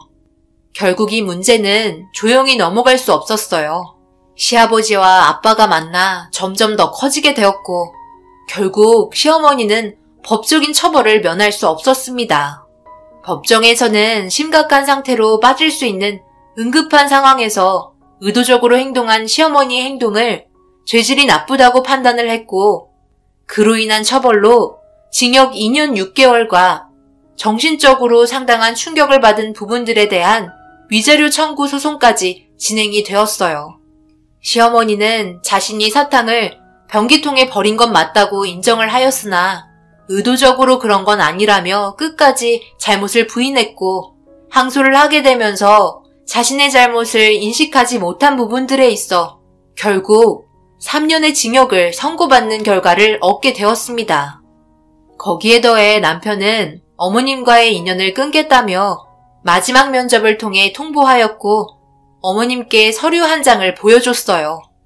그 안에 있던 서류는 아버님과 어머님의 이혼 서류였습니다. 아버님도 어머님에게 위자료 소송을 진행하고 있는 상태였어요. 결국 법적인 처벌을 또 한 번 진행해야 하는 상황이었습니다. 시어머니는 잘못했다고 싹싹 빌기 시작했지만 모든 건 돌이킬 수 없을 정도로 진행이 되어버렸기 때문에 주워 담을 수 없었어요. 시어머니는 자신의 잘못으로 인해 2번 다시 가족의 얼굴을 볼 수 없었습니다. 엄마가 마지막으로 할 말이 없냐고 물어보았어요. 하지만 시어머니는 끝까지 자기가 한 잘못에 대해서 엄마한테만 인정하지 않고 있었습니다. 아버님과 남편에게는 미안하다고 하면서 엄마가 직접 물어보는 대답에는 입을 꾹 닫고 계신 어머님이 정말 한심스러웠어요. 그런 모습을 보니 더 이상 얼굴 보고 싶지 않았습니다. 화가 머리끝까지 난 저는 2번 다시 저희 가족들 얼굴 볼 생각하지 말라며 모두들 데리고 구치소에서 나왔고 그렇게 어머님과의 인연은 그걸로 끝이 나게 되었네요. 아버님은 어머님과 이혼을 한 상태입니다. 이사를 하셨고 저희 또한 2번 다시 얼굴 보고 싶지 않아 이사를 한 상태였어요. 그 지역에 계속 머물러 있으면 과거에 대한 생각들이 머릿속에 떠오르는 게 괴로웠습니다. 한순간에 엄마를 2번 다시 볼 수 없는 긴박한 상황이었고 그런 충격적인 행동에 대한 잘못을 인정하지 않는 어머님은 징역을 전부 다 살고 나와서도 그 꼬리표는 끝까지 붙어 다닐 겁니다. 나이 먹을수록 몸도 약해지기 때문에 옆에 가족이 있어줘야 하는데 아직까지도 그런 걸 인지하지 못하는 걸 봐선 나중에 분명 땅을 치고 후회할 날이 올 거라고 생각해요. 엄마는 시어머니가 출소해도 절대 용서해주지 않을 거라고 마음을 굳게 닫은 상태입니다. 저 또한 그렇고요. 아버님 또한 얼마나 괴로우셨으면 어머님과 이혼까지 생각하셨겠어요. 출소하셨을 때 자신의 주변에는 아무도 없다는 걸 몸소 느끼시고 늙어 세상 떠날 때까지 외롭게 사시다 가시길 바랍니다. 건강하게 잘 자라고 있는 손자 얼굴 2번 다시 못 보는 게 자기 아들 얼굴 볼 수 없다는 게 얼마나 큰 아픔인지 뼈저리게 느끼시길 바랄게요. 제 사연 들어주신 여러분들, 앞서 말씀드렸듯이 좋은 일을 하면 좋은 결과가 오지만 나쁜 일을 하면 나쁜 일이 자신에게 다가오게 된다는 걸 제 사연을 통해 느끼셨길 바랍니다. 오늘 하루도 마무리 잘 하셨나요? 어려운 이 시기에 몸이 재산입니다. 항상 조심하시고 좋은 일 가득하시길 바랄게요. 이제 올해도 얼마 남지 않았네요. 자신이 한 일에 대해 돌아보며 다가오는 새해에는 더 좋은 일만 가득하시길 바랍니다. 감사합니다.